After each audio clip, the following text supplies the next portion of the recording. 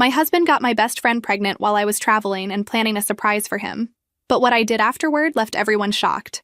My name is Maya, and I need to tell you what happened when I came home early from what I thought was just another business trip. I had been married to David for 8 years, and my best friend Lisa had been part of our lives for even longer. I thought I knew these people better than I knew myself. I was wrong about everything. The conference in Denver ended 2 days early when the keynote speaker canceled due to illness. Instead of extending my stay like most attendees did, I decided to surprise David. We had been trying to have a baby for 3 years, and the stress was getting to both of us. I thought coming home early with good news about a potential promotion might lift his spirits. I remember feeling so excited during the 4-hour flight home. I had even stopped at the airport gift shop to buy his favorite chocolate and a bottle of wine to celebrate. The taxi ride from the airport felt endless, and I kept checking my phone, resisting the urge to text him. I wanted it to be a complete surprise. When the taxi pulled up to our house on Maple Street, I noticed several cars in the driveway that I didn't recognize. David's Honda was there, along with Lisa's white sedan, but there were at least 4 other vehicles parked along the street. My first thought was that maybe David was having some kind of work gathering, though it seemed odd he hadn't mentioned it. I paid the driver and wheeled my suitcase up the front walkway, fishing for my keys. That's when I heard the laughter and voices coming from our backyard. The sound was festive, almost party-like. I felt a little flutter of anxiety in my stomach, but I pushed it aside. Maybe David was just having friends over to watch the game. I unlocked the front door and stepped inside, immediately noticing the smell of something delicious cooking. The living room looked different somehow, tidier than usual, with fresh flowers on the coffee table. I could hear people talking and laughing in the kitchen and out on the back patio. Setting my suitcase by the stairs, I walked toward the kitchen, expecting to find David hosting some impromptu barbecue. But as I got closer, I heard something that made me freeze in the hallway. A woman's voice was saying something about nursery colors, and another voice mentioned baby names. My heart started beating faster. Were David's friends talking about someone else's baby? I took a few more steps and peeked around the corner into the kitchen. What I saw made my blood run cold. The entire kitchen was decorated with pale yellow and white streamers. There were balloons tied to chairs, and the counter was covered with wrapped gifts. A large cake sat in the center of the island with something written in flowing script that I couldn't quite make out from where I stood. But it was the banner stretched across the sliding door to the patio that made me feel like I was going to be sick. In cheerful yellow letters, it read, "Welcome, baby Thompson." Thompson was David's last name. Our last name. I stood there for what felt like hours, but was probably only seconds, trying to process what I was seeing. Someone was having a baby shower in my house, using my husband's name, and I hadn't been invited to my own event. The voices got louder as people moved between the kitchen and the patio. I recognized several of them, David's coworkers and some neighbors, but I still couldn't see David or Lisa anywhere. That's when I heard Lisa's distinctive laugh coming from the backyard, followed by David's voice saying something about how excited he was to be a father. The words hit me like a physical blow. I stepped fully into the kitchen, my legs feeling unsteady. The cake was now clearly visible, and I could read the inscription, "Congratulations, David and Lisa," surrounded by tiny yellow baby carriages. The wrapped gifts on the counter suddenly made sense. The decorations, the celebration, the joy in everyone's voices. They were celebrating David and Lisa having a baby together. My husband and my best friend were having a baby together, and they were celebrating it in my house while I was supposed to be 3 states away, completely unaware of what had been happening in my own life. I stood in my own kitchen like a stranger, staring at decorations celebrating my husband's betrayal. My hands were trembling as I gripped the granite counter, trying to steady myself. The reality of what I was seeing felt impossible to accept, but the evidence was everywhere. Taking a deep breath, I forced myself to walk toward the sliding door leading to the patio. I needed to see this with my own eyes, needed to confront the truth that was unfolding in my backyard. Through the glass, I could see about 20 people scattered around our patio and lawn. David was standing near the grill, wearing the apron I had bought him last Christmas, looking more animated and happy than I had seen him in months. He was gesturing excitedly while talking to my father-in-law and his brother. But it was Lisa who made me gasp out loud. She was sitting in one of our patio chairs, wearing a flowing yellow dress that did nothing to hide her very obviously pregnant belly. She had to be at least 6 months along, maybe more. Her hand rested protectively on her bump while she laughed at something someone had said. 6 months. That meant this had been going on for at least 9 months, possibly longer. All those business trips I had taken, all those late nights at the office when David said he was too tired to wait up for me. All those times Lisa had canceled our girls' nights because she wasn't feeling well. I watched as David walked over to Lisa and placed his hand on her belly, his face lighting up with a tenderness I hadn't seen from him in years. She looked up at him with such love and contentment, and he leaned down to kiss her forehead. The gesture was so intimate, so natural, that it was clear this wasn't new for them. My mother-in-law was there too, cooing over Lisa and holding what looked like tiny baby clothes. She had always complained that David and I were taking too long to give her grandchildren. Well, apparently she was getting her wish, just not from me. I noticed my own mother sitting at the patio table, laughing and chatting with the other guests like this was the most normal thing in the world. My mother, who I called every Sunday, who I had confided in about our fertility struggles, who I had cried to just last month about feeling disconnected from David. They all knew. Every single person at this party knew that my husband had gotten my best friend pregnant, and they were all here celebrating it like it was wonderful news. While I had been away working to support our life together, they had been planning this betrayal. I slid open the patio door and stepped outside. The conversation continued for a few seconds before people started noticing me. The laughter died down in waves as more heads turned in my direction. Lisa saw me first. The color drained from her face, and she instinctively wrapped her arms around her belly. David followed her gaze, and when his eyes met mine, he looked like he had seen a ghost. "Maya," he said, his voice barely above a whisper. "You're supposed to be in Denver until Thursday." "Surprise," I said, my voice sounding strangely calm even to my own ears. The conference ended early. I thought I'd come home and surprise my husband. The entire party had gone silent now. 20 pairs of eyes were staring at me, and I could feel the tension crackling in the air. My mother started to stand up from her chair, her face filled with what looked like guilt and panic. "Sweetheart," she began, but I held up my hand to stop her. "No," I said, still looking directly at David. "I think I deserve an explanation. Right here. Right now in front of everyone who apparently knew about this except for me." Lisa struggled to stand up from her chair, her pregnant belly making the movement awkward. "Maya, please, let us explain." "Explain what exactly?" I asked, my voice getting stronger. "Explain how my husband got my best friend pregnant? Explain how you're 6 months along, which means this has been going on for almost a year? Explain how everyone I love and trust decided to celebrate this betrayal in my own backyard while I was away working?" David took a step toward me, his hands raised like he was approaching a wild animal. "Maya, please calm down. We can talk about this inside." "Calm down?" I laughed, but there was no humor in it. "I just came home to find a baby shower for my cheating husband and backstabbing best friend in my own house. And you want me to calm down?" I looked around at all the faces staring at me, these people who I had considered family and friends. "How long have you all known? How long have you been lying to my face and pretending everything was normal?" The silence stretched on for what felt like an eternity. I could see people exchanging glances, probably wondering who was going to be brave enough to answer my question first. It was my mother-in-law who finally spoke up. "Maya, dear, we wanted to tell you, but David thought it would be better to wait until you came home from your trip." "Wait for what exactly?" I asked, my voice rising. "Wait to tell me that my marriage is over? That my best friend has been sleeping with my husband? That I've been made a fool of for almost a year?" David stepped forward again. "Maya, it's not what you think. Lisa and I, we fell in love. It wasn't planned, it just happened. You're always traveling, always working. We were both lonely and—" "Don't you dare blame this on me," I interrupted, my composure finally cracking. "Don't you dare stand there holding your pregnant mistress and tell me this is my fault because I work hard to support our life." Lisa finally found her voice. "Maya, I'm so sorry. I never meant for it to happen this way. David and I, we tried to fight our feelings, but—" "How long?" I demanded, cutting her off. "I want to know exactly how long this has been going on." David and Lisa exchanged a look that told me everything I needed to know. It had been going on for much longer than I had initially thought. "Almost 2 years, David said quietly.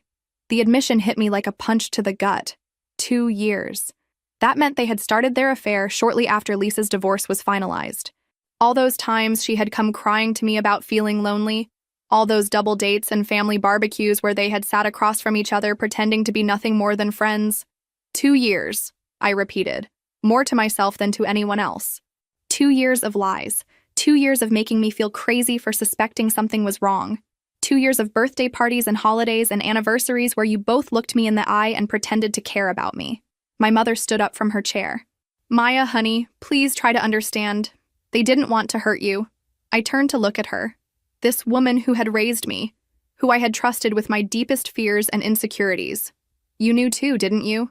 When I called you crying last month because David seemed distant, you knew exactly why. When I told you I was worried our marriage was in trouble, you knew he was already planning a future with someone else. She couldn't meet my eyes. We all hoped they would come to their senses before it went too far. Too far?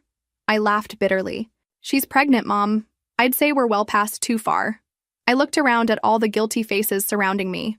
You're all here celebrating. You're all happy about this. You've been planning this party, buying gifts, decorating my house, all while letting me believe I still had a marriage to save. Lisa was crying now, mascara running down her cheeks. Maya, please. I know you hate me right now, but I do love him, and he loves me. We want to be a family. A family, I repeated. Well, congratulations. I hope you'll be very happy together in the life you've built on the ruins of mine. David's brother, who had been silent until now, stepped forward. Maya, maybe you should take some time to cool off before you say things you'll regret. Regret? I turned on him. The only thing I regret is wasting 8 years of my life on a man who was capable of this level of betrayal.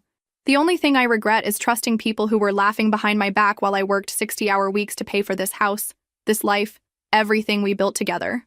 David's face went pale. Maya, you don't mean that. Oh, I mean every word of it. I looked directly at Lisa. Tell me something, Lisa. When did you realize you were pregnant? And more importantly, when did you decide to plan this little celebration for today, knowing I was supposed to be out of town? Lisa's tears were coming harder now. We found out 3 weeks ago. David said you wouldn't be back until Thursday, and we thought it would be easier if everyone found out at once, together, so we could explain everything when you got home. Explain? I said slowly. You were going to explain to me that my husband knocked up my best friend, and I should just accept it because you've decided you're in love. I looked at the banner stretched across my patio, at the gifts piled on my patio table, at the cake with their names on it sitting on my counter. You used my house for this. You used my home to celebrate destroying my life.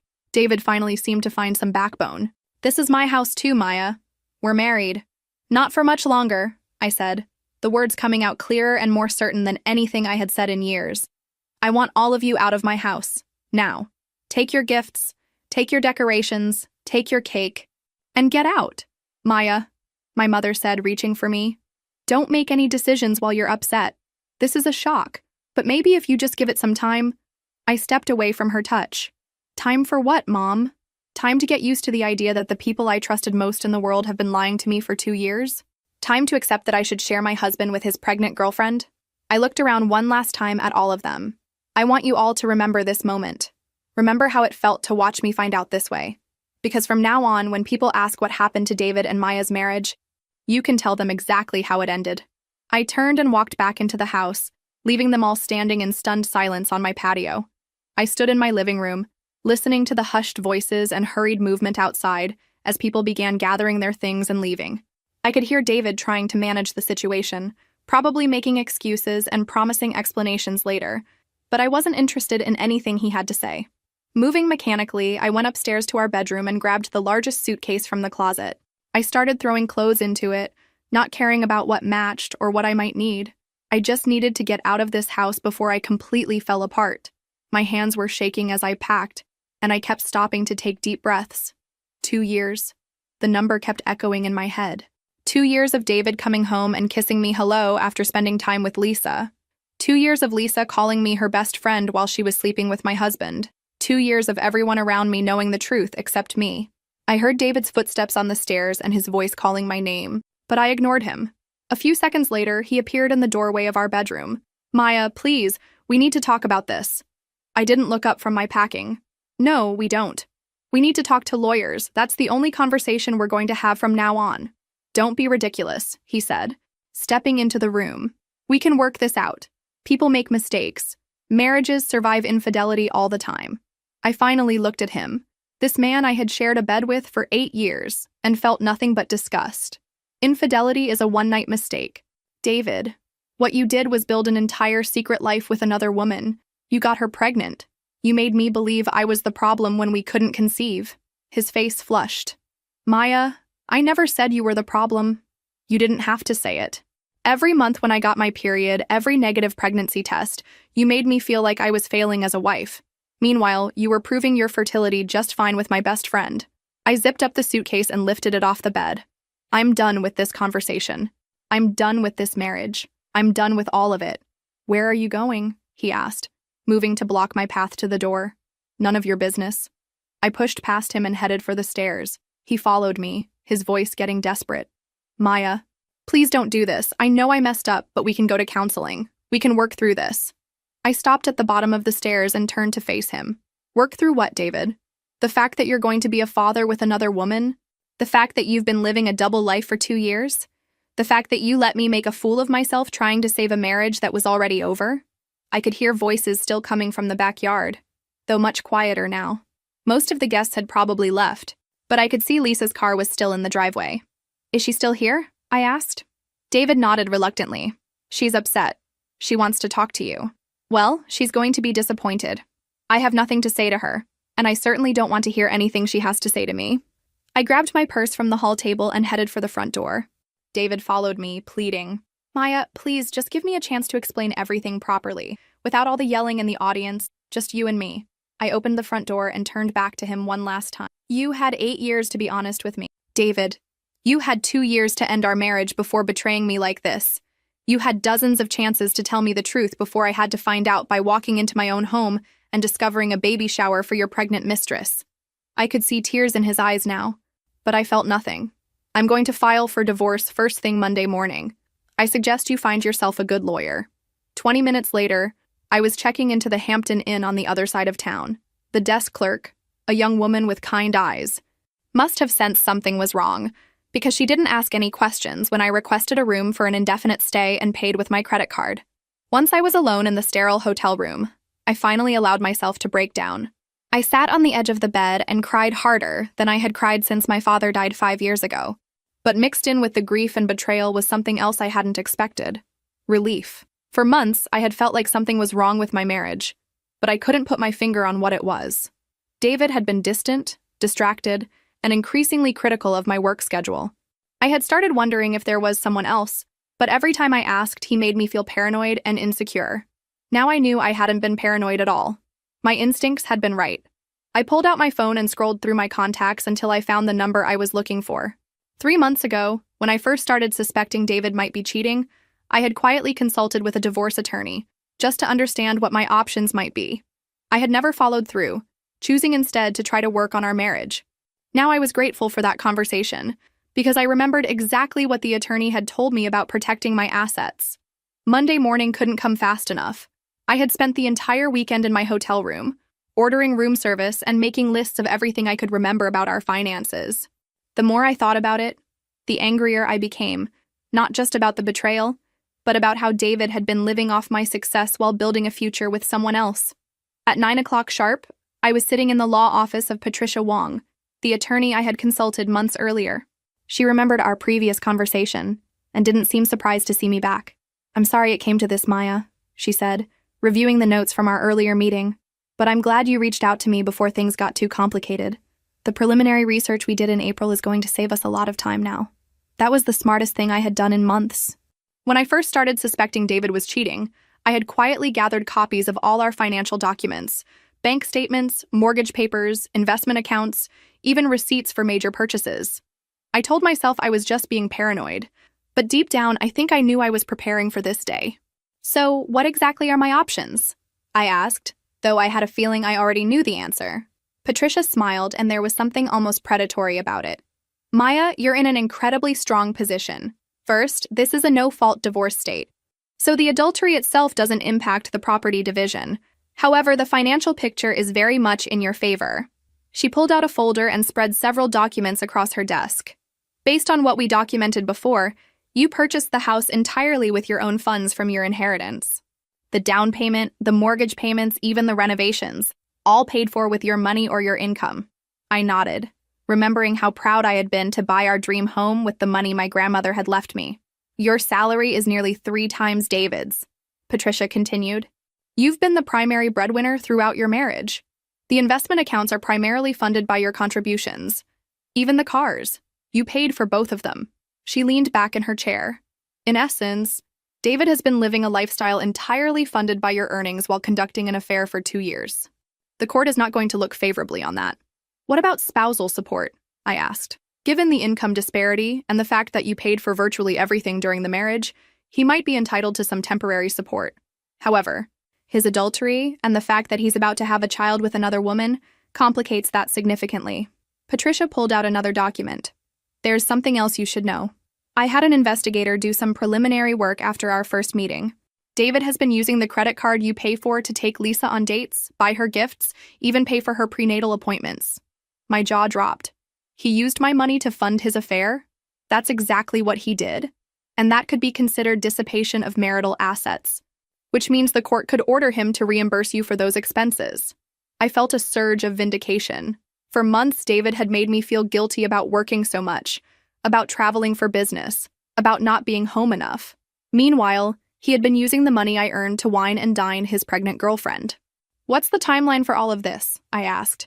I can file the papers today. Given the circumstances, his adultery, the pregnancy, and the financial evidence we have, I expect this to move fairly quickly. He'll be served within 48 hours. Patricia leaned forward. Maya, I want you to understand something. David is about to realize that the comfortable life he's been living was entirely dependent on your income. He's going to panic when he sees these papers, and he's probably going to come to you begging to work things out. That's not going to happen, I said firmly. I believe you, but I also want you to be prepared for him to get nasty when he realizes what he's losing. Men like David often become vindictive when their financial security is threatened. I thought about David's shocked face when I told him I was filing for divorce. How quickly he had gone from apologetic to demanding. Patricia was probably right. This was going to get ugly. There's one more thing, Patricia said. The house. Since you purchased it entirely with your own funds, it's your separate property. David has no legal claim to it. That news hit me harder than I expected.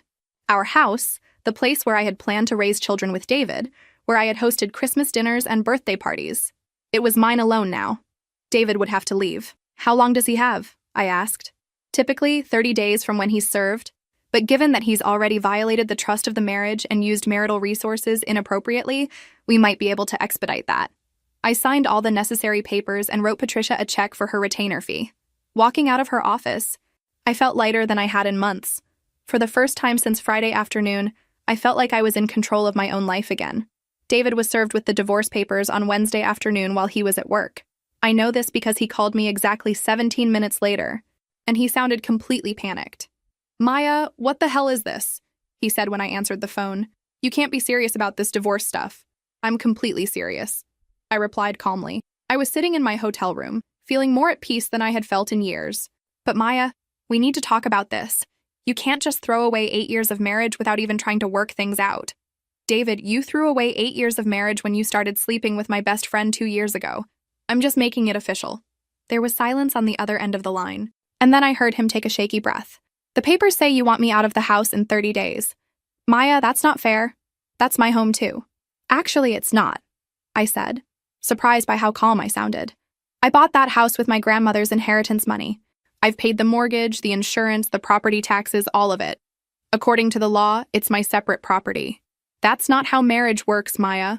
We built a life together in that house. You built a lie in that house, David. You brought Lisa into our home. Into our bed, probably. And you made a mockery of everything we had. It wasn't like that, he said, his voice getting desperate. Maya, I was lonely. You were traveling all the time, working constantly. Lisa was going through her divorce and she needed someone to talk to. It just happened gradually. I laughed, but there was no humor in it. So this is my fault because I worked hard to support our lifestyle? Because I traveled for the job that paid for your car, your clothes, your meals, everything you've had for the past 8 years? I never said it was your fault. You just did. David, you justified cheating on me by blaming me for working too much. I paused, letting that sink in. Tell me something. When you were comforting Lisa through her divorce, did you mention that you were married? Maya, please, did you tell her about the fertility treatments we were going through? Did you mention that your wife was spending thousands of dollars trying to get pregnant while you were already getting another woman pregnant? The silence stretched on for so long I thought he might have hung up. Maya, he finally said, his voice barely above a whisper. I know I screwed up. I know I hurt you. But I love you. I've always loved you. What happened with Lisa? It doesn't change that. You love me? I repeated. David, you used my credit card to pay for dates with your pregnant girlfriend. You used my money to buy gifts for the woman you were cheating on me with. That's not love. That's theft. I never meant for it to go this far, he said, starting to cry. I thought maybe Lisa and I would just remain friends. I never planned for her to get pregnant. But she did get pregnant. And you made the choice to continue the affair. You made the choice to lie to me every single day for 2 years. You made the choice to let me find out the way I did. David's voice became pleading. Maya, I'll end it with Lisa. I'll tell her it's over. We can go to counseling, we can work this out. Please don't throw our marriage away over one mistake. One mistake? I stood up from the hotel bed, my composure finally cracking.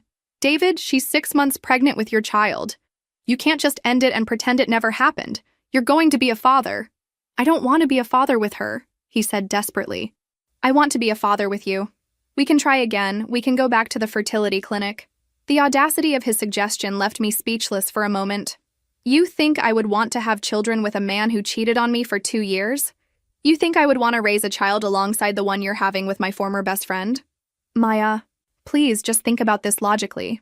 We have history together. We have a life together. Lisa was just a mistake, a moment of weakness that got out of hand. No, David. Lisa was a choice. Every time you slept with her was a choice. Every lie you told me was a choice. Every day you let me believe our marriage was worth fighting for while you were building a future with someone else was a choice. I could hear him crying harder now, and part of me almost felt sorry for him. But then I remembered walking into my own house and seeing that banner celebrating their pregnancy. And any sympathy I might have felt disappeared. The papers say 30 days, David. I suggest you use that time to find somewhere else to live and figure out how you're going to support your new family without my income. By Thursday evening, the phone call started. First it was my mother, then David's mother, followed by his brother and sister-in-law. They all had the same message. I was being too hasty, too emotional, too unforgiving. They all thought I should reconsider. My mother was the most persistent. She called 3 times before I finally answered. Maya, sweetheart, I think you need to slow down and really think about what you're doing, she said without even saying hello. I've thought about it plenty, Mom. I've thought about it every day for the past week. But divorce? That's such a permanent solution to what might be a temporary problem. I was sitting in the hotel restaurant, picking at a salad I didn't really want. Mom, David got another woman pregnant. That's not temporary. That baby is going to be a permanent reminder of his betrayal for the rest of our lives. People make mistakes, Maya. Even good people sometimes make terrible choices. Good people don't conduct 2-year affairs while their wives are working to support them, I said. My voice rising enough that other diners started looking in my direction. David loves you, she insisted. He's called me 3 times today. He's devastated about losing you. He should have thought about that before he started sleeping with Lisa. My mother sighed. Maya, I know you're hurt. I know you feel betrayed. But marriage is about forgiveness. It's about working through the hard times together. Mom, did you know? I asked directly. When I called you crying last month because I felt like David was pulling away from me, did you know he was having an affair? The silence on the other end of the line told me everything I needed to know. We suspected something might be going on, she finally admitted. But we hoped it would end before you found out. We thought maybe if we didn't acknowledge it, it would just go away. I felt like I'd been slapped. So instead of warning me, instead of giving me a chance to confront him on my own terms, you all decided to let me be humiliated in front of 20 people at a baby shower in my own backyard. That's not how we wanted you to find out. But that's how you let it happen. You all chose to protect David and Lisa instead of protecting me. My mother's voice got defensive. Maya, we were trying to protect everyone. We thought if we could just get through this quietly, maybe the 3 of you could work things out like adults. Work things out? I laughed bitterly. Mom, she's having his baby. How exactly did you think we were going to work that out? A nice little shared custody arrangement where I help raise my husband's affair baby? Stranger things have happened. Families can be complicated. No, Mom, this isn't complicated. This is simple. David chose Lisa over me. He chose to lie to me for 2 years. He chose to use my money to fund his affair. And you all chose to enable him. David's mother called an hour later with essentially the same message, but her approach was different. Where my mother had tried guilt, David's mother went straight to manipulation. Maya, dear, I know you're upset, but you have to think about David's future. He's going to be a father now. He needs stability. He should have thought about that before he got my best friend pregnant. Lisa is a lovely girl. And she's going to need support during this pregnancy. If you divorce David now, you'll be making things so much harder for all of them. I couldn't believe what I was hearing. Are you seriously asking me to stay married to your son so he can better support his pregnant mistress? I'm asking you to be compassionate. David made a mistake, but he's trying to do the right thing now. The right thing would have been to not cheat on his wife in the first place. Maya, you're a smart, successful woman. You'll be fine on your own. But David and Lisa are going to have a baby to think about. They need each other right now. It took me a moment to process what she had just said. So, because I'm successful, I should just step aside and let them be happy? Because I can take care of myself, I should sacrifice my marriage so they can play house with their affair baby? That's not what I meant. That's exactly what you meant. You think because I make good money and don't need David financially, I should just gracefully bow out so he can be with the woman he really wants. The calls continued throughout the evening. David's brother called to tell me I was being vindictive. His sister-in-law called to suggest couples therapy. Even my own sister called from Seattle to tell me I should think carefully before throwing away my marriage. By 10 o'clock, I had turned off my phone and was sitting in my hotel room, staring out the window at the parking lot. I felt more alone than I had ever felt in my life, but I also felt something else. Clarity. Every single person who had called me was asking me to sacrifice my dignity, my self-respect, and my happiness, so that David and Lisa could have their perfect little family without any consequences. They wanted me to be the understanding ex-wife who gracefully stepped aside and maybe even helped babysit on weekends. But none of them had asked how I felt. None of them had asked what I wanted. None of them seemed to care that I was the victim in this situation, not David. That night, I made a decision that would change everything. I wasn't going to be the accommodating woman who made things easier for everyone else. I wasn't going to quietly disappear so David and Lisa could have their happily ever after. I was going to fight for what was mine, and I was going to make sure they understood exactly what they had thrown away. The divorce was finalized 6 weeks later, faster than even Patricia had predicted. David didn't contest anything, probably because his lawyer explained that fighting would only cost him money he didn't have and wouldn't change the outcome. I got the house, the investment accounts, both cars, and my retirement funds. David got his personal belongings and a stern warning from the judge about using marital assets to fund extramarital affairs. But the real consequences didn't become clear until David tried to rent an apartment. He called me on a Tuesday afternoon, 3 days before his 30-day deadline to move out of the house. His voice was strained and desperate. Maya, I need to ask you a favor. We communicate through lawyers now, David. You know that. Please, just listen. I can't find anywhere to live. Every apartment I've applied for has been rejected because my income isn't high enough to qualify. I was sitting in my office reviewing quarterly reports, and his call was interrupting my work. That's not my problem. Maya, please, I have nowhere to go. Lisa's apartment is too small for both of us and the baby when it comes. I just need a few more weeks to figure something out. You've had 6 weeks to figure something out, David. What have you been doing with your time? I've been apartment hunting, but the rent prices in this city are insane, and with my salary alone, no one will approve me.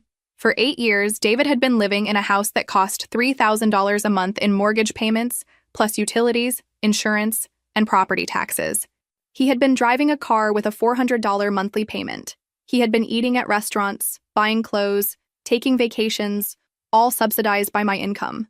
Now he was discovering what life looked like on a $45,000 salary in a city where the median rent for a one-bedroom apartment was $1,800 a month. Have you tried looking in surrounding areas?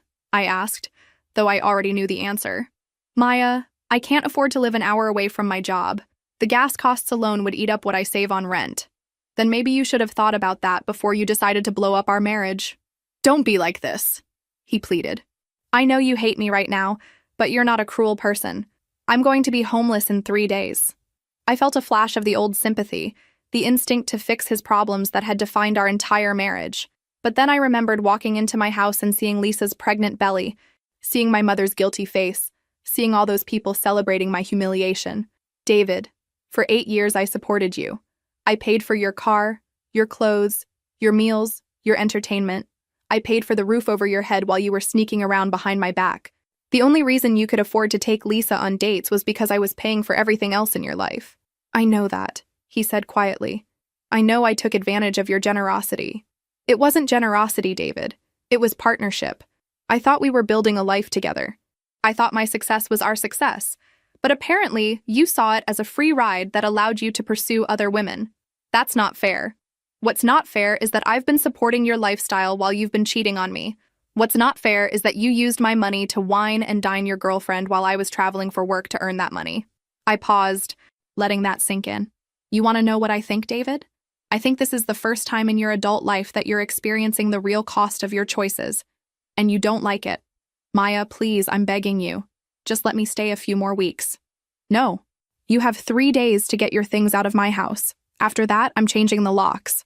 Where am I supposed to go? I don't know, David. Maybe Lisa's parents have a couch you can sleep on. Maybe your mother, who was so concerned about your future, can help you out.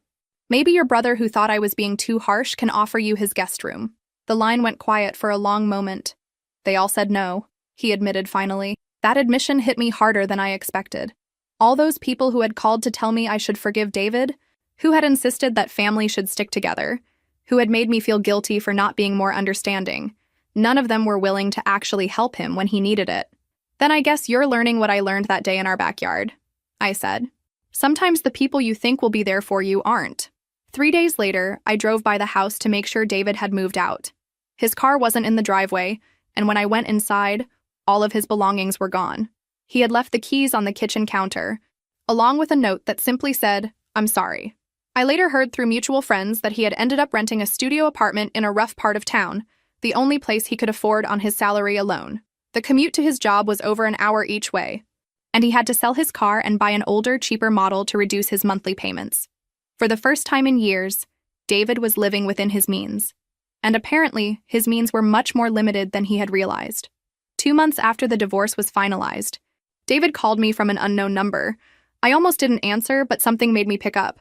"Maya, it's me," he said, and I could immediately tell something was very wrong. His voice was shaky, and he sounded like he'd been crying. "David, I told you we don't—" "Please, just listen to me for 1 minute," he interrupted. "I'm not calling to ask you to take me back or anything like that. I'm calling because I'm desperate, and I don't have anywhere else to turn." I was in my kitchen, making dinner for myself in the peaceful quiet of my house. The house that was finally mine alone, decorated the way I wanted it, filled with only my things and my memories. "What do you want, David?" "I got evicted," he said, and I could hear him starting to cry. "I couldn't make the rent this month, and they gave me 48 hours to get out. I'm living in my car." Despite everything he had done to me, hearing him say he was homeless still hit me in the chest. "What about Lisa? Can't you stay with her?" David laughed, but it was bitter and broken. "Lisa and I aren't together anymore." That stopped me cold. "What do you mean you're not together? She's pregnant with your baby." "Was pregnant," he corrected, his voice barely above a whisper. "David, what are you saying?" "She lost the baby 6 weeks ago. Miscarriage in the 2nd trimester. The doctor said it was just one of those things that happens sometimes." I sank down onto one of my kitchen stools, trying to process what he was telling me. The baby that had been the catalyst for destroying our marriage, the pregnancy that had been celebrated with cake and decorations in my backyard, was gone. "I'm sorry," I said, and I meant it. Whatever Lisa had done to me, losing a child was devastating. "After she lost the baby, everything fell apart," David continued. "She said there was no point in us being together anymore. She said the only reason she had stayed with me was because of the pregnancy. David, she was right. Maya, without the baby, there was nothing left between us. She realized that I couldn't give her the life she wanted. I couldn't afford to take care of her the way she expected to be taken care of. I thought about Lisa, who had always been attracted to men who could provide for her financially. Her ex-husband had been a successful accountant, and she had been devastated when their divorce left her with less money than she was accustomed to. So she left you," I said. "She filed for divorce last month. She's asking for spousal support, even though we were only married for 4 months. I almost laughed at the irony. David had left me for Lisa, and now Lisa was leaving him for the same reason he had been able to date her in the first place: lack of financial security. "Maya," David said, his voice breaking, "I know I have no right to ask you for anything after what I did. I know you hate me, and you have every reason to. But I'm sleeping in my car behind a gas station, and I don't know what else to do. What exactly are you asking me for, David?" "I don't know. Maybe just, could I sleep on your couch for a few nights?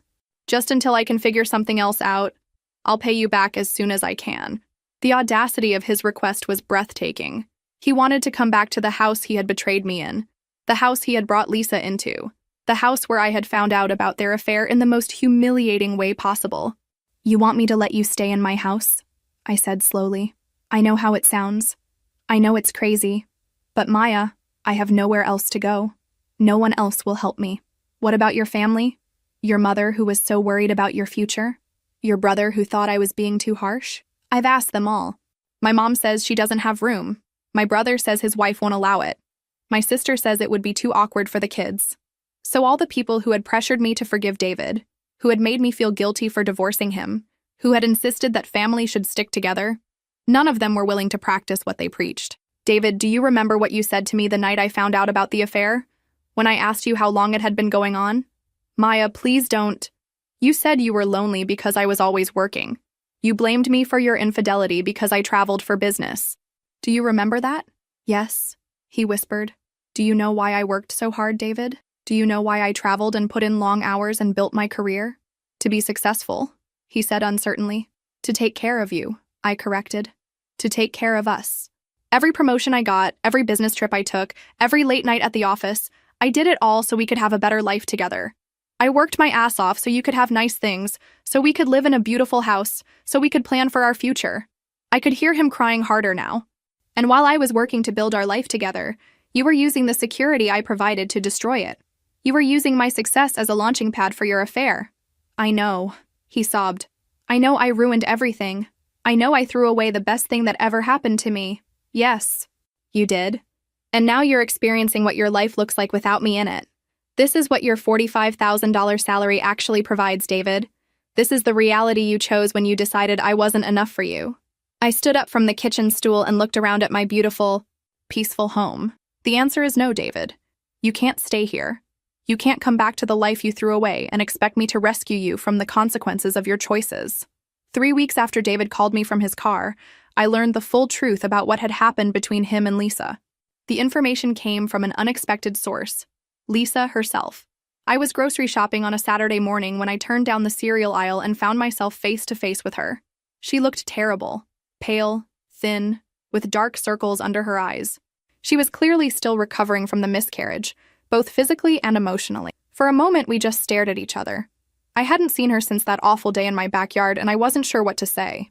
Part of me wanted to turn around and walk away, but something in her expression stopped me. Maya, she said quietly, I'm glad I ran into you. I've been wanting to talk to you. I don't think we have anything to talk about, Lisa. Please, she said, stepping closer. I know you have no reason to listen to me, but there are things you need to know. Things about David that you don't know. Against my better judgment, I found myself curious. What things? Lisa looked around the busy grocery store and lowered her voice. Not here. Could we maybe get coffee? There's a lot I need to tell you. 20 minutes later, we were sitting in a small cafe downtown. Lisa ordered tea instead of coffee and wrapped her hands around the mug like she was trying to warm herself. I want to start by saying I'm sorry, she began. I know that doesn't mean much now, but I am truly sorry for what I did to you, to our friendship, to your marriage. I didn't respond. I wanted to hear what she had to say before I decided whether her apology meant anything. Maya, David lied to you about how our affair started. He told you it began 2 years ago, but that wasn't true. My stomach dropped. What do you mean?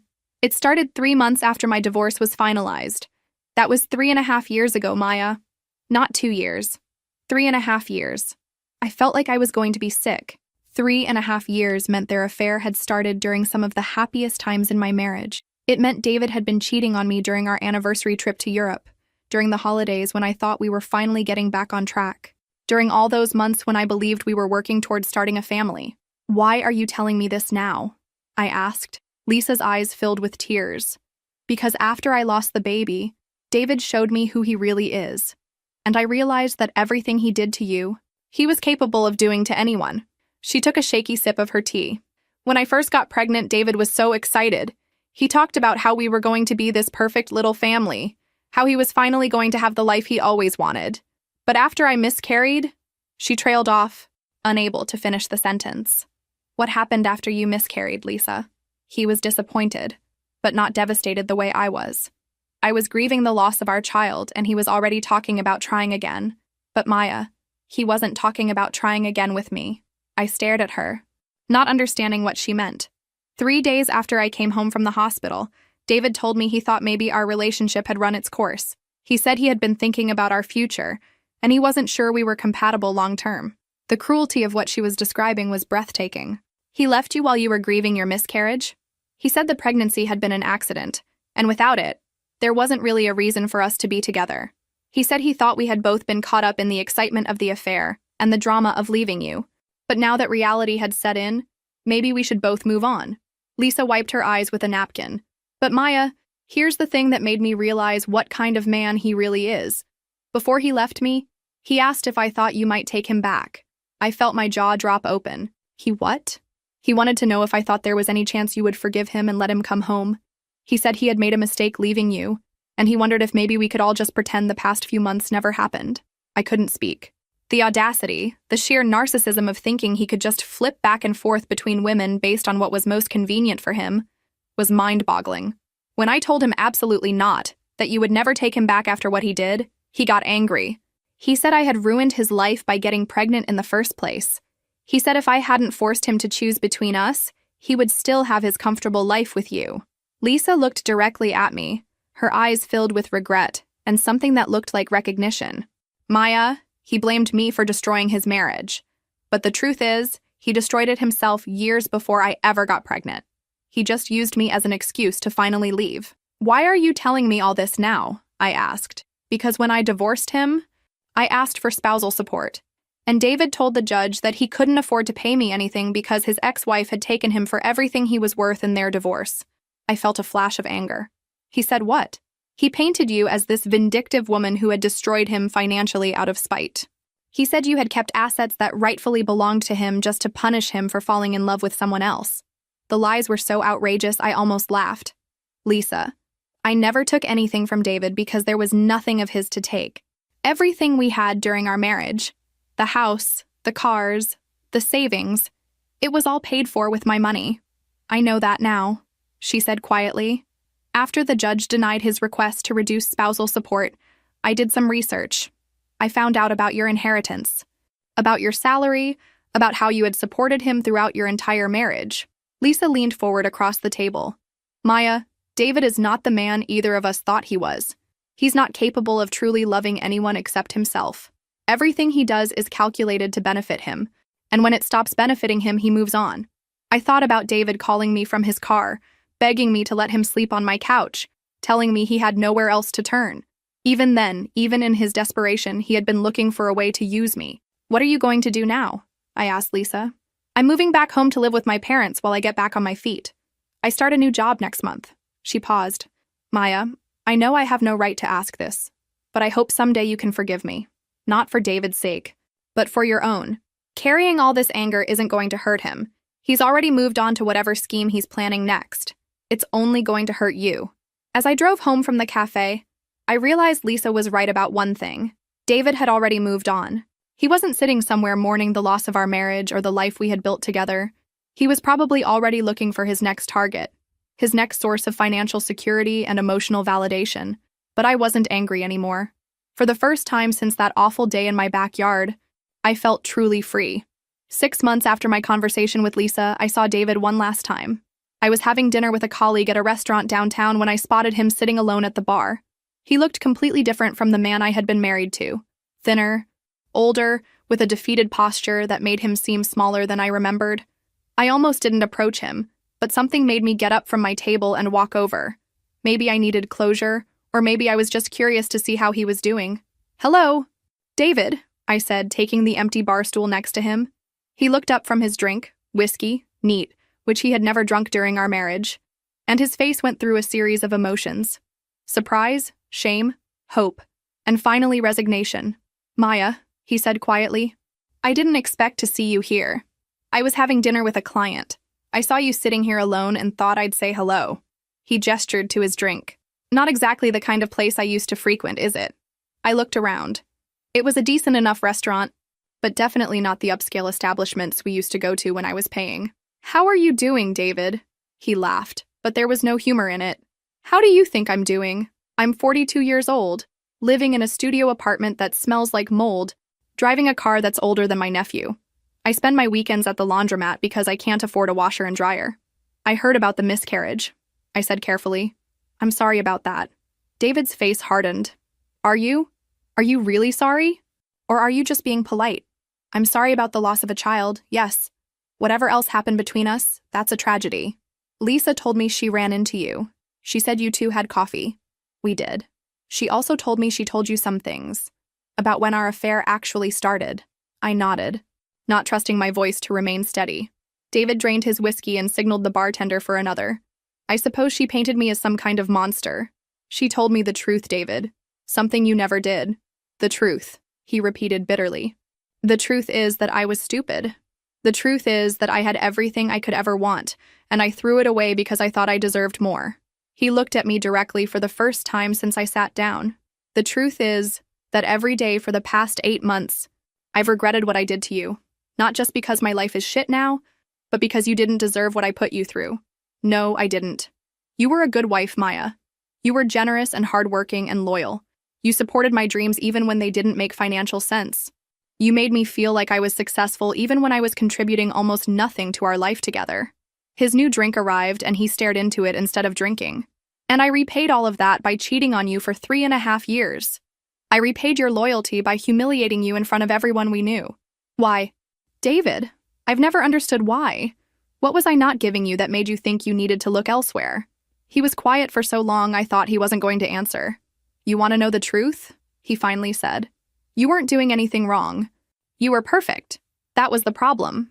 I frowned, not understanding what he meant. Maya, you made more money than me. You were more successful than me. You were smarter than me. Every day I lived with the knowledge that you could do better than me. Every day I waited for you to realize that you had settled. David, that's ridiculous. I loved you. I know you did. And I couldn't handle it. I couldn't handle being the lucky one in the relationship. So I sabotaged it before you could leave me for someone more worthy of you. The admission hung between us like a physical presence. Lisa made me feel like I was the catch, he continued. She was impressed by the house, by the cars, by the lifestyle. She didn't know it was all because of your money. To her, I looked successful. So you destroyed our marriage to protect your ego. I destroyed our marriage because I'm a coward, he corrected. I was too insecure to appreciate what I had and too selfish to just be grateful for it. David finally took a sip of his drink. And now I'm sitting in a chain restaurant at 9 o'clock on a Saturday night, drinking alone because I can't afford to go anywhere nicer. And the woman I cheated with won't return my phone calls because I can't support her the way she expected. Lisa isn't taking your calls? She blocked my number 3 weeks ago. Apparently she's dating her new boss now, someone who can actually afford to take her to nice restaurants. The irony was almost too perfect. David had cheated on me with Lisa. Lisa had left him when he couldn't provide for her. And now she was with someone else who could give her the lifestyle she wanted. Do you see the pattern, David? I asked gently. He looked at me with tired eyes. What pattern? You left me for Lisa because you thought she would make you feel better about yourself. Lisa left you for her boss because he can give her what she wants. None of it was about love. It was all about what each person thought they could get from the other. David finished his drink and set the glass down on the bar with a decisive thud. Maya, I know this is going to sound crazy, and I know you have every right to laugh in my face, but I have to ask, is there any chance at all, that you might consider giving us another try? I stared at him in amazement. After everything that had happened, after all the pain and betrayal and humiliation, he was still thinking there might be a way back. David, are you serious right now? I know I fucked up. I know I don't deserve another chance. But Maya, we had 8 good years before I ruined everything. We could have that again. No, we couldn't. Why not? I've learned my lesson. I know what I lost now. I stood up from the bar stool and looked down at this man who had once been my husband, who I had once planned to grow old with, who I had once thought I knew better than I knew myself. David, you haven't learned anything. Even now, sitting here telling me how much you regret what you did, you're still trying to use me. You don't want me back because you love me. You want me back because your life is hard now, and you remember how easy it was when I was taking care of everything. I picked up my purse and started to walk away, then turned back. I hope you figure out how to be happy with your own life, David. But that's not my responsibility anymore. That conversation with David was 2 years ago. I'm telling you this story now because I want you to understand that sometimes the worst thing that happens to you turns out to be the best thing that could have happened. When I walked into my house that day and found the baby shower celebrating my husband's affair, I thought my life was over. I thought I had lost everything that mattered to me. But what I actually lost was dead weight. People who didn't value me, a marriage that was built on lies, and a version of myself that was too accommodating for her own good. Here's what happened to everyone involved in this story. David never recovered financially from our divorce. The last I heard, he was still living in that studio apartment, still struggling to make ends meet on his salary alone. He dated a few women over the past couple of years, but none of the relationships lasted more than a few months. Apparently, when you can't offer the lifestyle that my income had provided, you have to rely on your personality to attract people. David discovered his wasn't as charming as he thought. Lisa moved back in with her parents after our coffee conversation and eventually started dating her boss, just as David had told me. But that relationship ended when she got pregnant again, and her boss made it clear he wasn't interested in being a father. She's now a single mother working part-time and living with her parents with her 1-year-old daughter. I heard she's been trying to contact David, looking for financial support, but he's made it clear he has nothing to offer her. My family, the people who pressured me to forgive David and work things out, learned what it means to choose sides. I cut contact with my mother for 8 months after the divorce. When she finally apologized for not supporting me, we began to slowly rebuild our relationship. But it's different now. I trust her less, and she knows it. David's family, who had made me feel guilty for not being more understanding, never reached out to apologize. That told me everything I needed to know about their character. As for me, I'm living my best life, and I mean that sincerely. I got promoted to regional director 6 months after the divorce was final. My work performance actually improved once I wasn't carrying the stress of David's betrayal and the dying marriage. I make even more money now, but it's all mine to spend and invest as I choose. I renovated the house completely, erasing every trace of the life David and I had shared. I turned his old office into a reading room with floor-to-ceiling bookshelves. I redecorated our former bedroom in colors he hated but I loved. I planted a garden in the backyard where that awful baby shower had taken place, literally covering the scene of my humiliation with something beautiful that I created. I started traveling for pleasure instead of just for work. I've been to Italy, Greece, Japan, and New Zealand in the past 2 years. I eat at expensive restaurants without worrying about the cost. I buy clothes I love without asking anyone's opinion. I make decisions based solely on what makes me happy. And yes, I'm dating again. His name is Marcus, and he's a doctor I met at a medical conference where I was presenting. He's financially independent, emotionally mature, and incapable of the kind of deception David specialized in. More importantly, he's with me because he genuinely enjoys my company, not because he needs me to subsidize his lifestyle. The most surprising thing about this whole experience is how much stronger I became. For years, I had defined myself partly through my marriage, partly through being the person everyone could depend on to fix their problems. When David betrayed me and my family failed to support me, I learned that I didn't need any of them to be whole. I learned that being alone is infinitely better than being with someone who doesn't value you. I learned that people who truly love you don't ask you to accept betrayal for their convenience. I learned that walking away from toxicity, even when it's difficult, is always the right choice. David texted me on what would have been our 10th wedding anniversary last month. The message just said, "I'm sorry. I hope you're happy." I read it, felt nothing, and deleted it without responding. His apology didn't matter to me anymore because I had already moved on completely. I found out later through mutual acquaintances that he had been hoping I might respond, maybe even suggest we meet for coffee to talk. He's apparently been telling people that he thinks enough time has passed that we might be able to be friends. The delusion is almost impressive. Here's what I want you to understand if you're going through something similar. You are not responsible for managing other people's feelings about the consequences of their actions. You are not required to make things easier for people who made your life harder. You are not obligated to minimize your own pain to accommodate people who caused it. When someone shows you who they really are, believe them the first time. When someone chooses to betray you, they have chosen to lose you. When people pressure you to forgive before you're ready, they're prioritizing their comfort over your healing. I'm happier now at 35 than I was at 30 when I thought I had the perfect marriage. I'm more confident, more selective about who I allow in my life, and completely comfortable with my own company. I have learned the difference between being loved and being used, and I will never settle for the latter again. The day I walked into that baby shower was the day my real life began. Sometimes the worst betrayal is actually the best gift someone can give you, the gift of showing you exactly who they are and freeing you to find something better. David did me a favor when he cheated on me. He just doesn't know it yet.